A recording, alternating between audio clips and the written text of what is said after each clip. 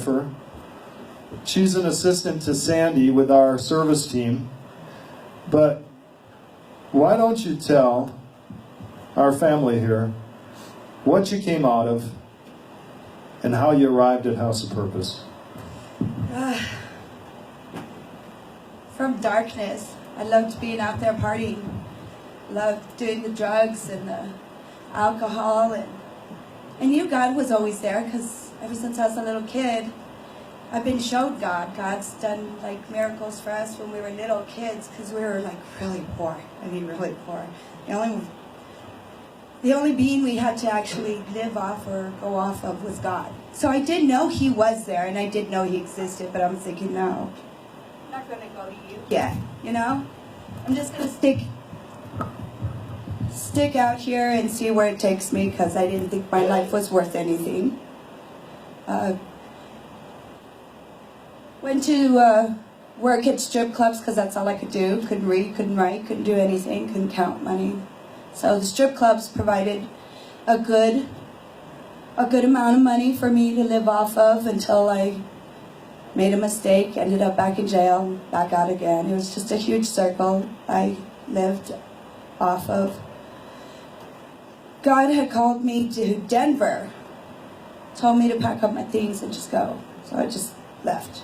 Everything back in El Paso, my kids, everything just came to Denver. They're all grown, by the way. They're not children, they're not babies.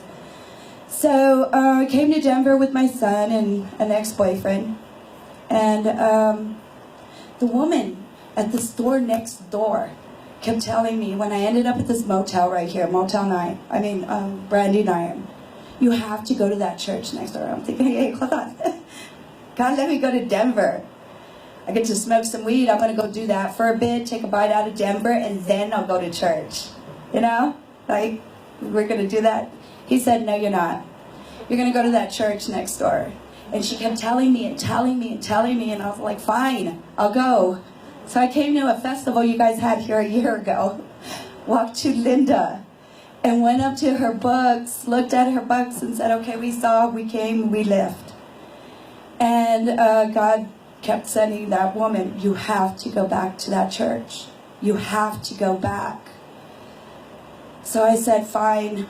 I quit everything that I was doing. We ended up back in the homeless shelters.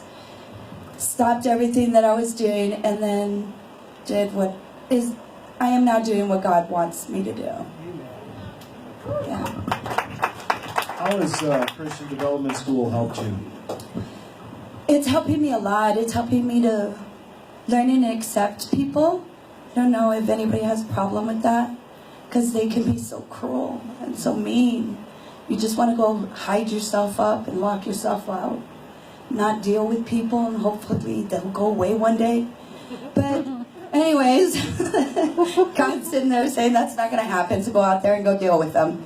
So Christian Development School has actually taught me how to not be afraid of people. You guys are just like me, and you guys are scared just like me, and you guys wonder about certain things just like I do. You guys are just like me. You guys aren't greater than me. I'm not beneath you all. We're all the same.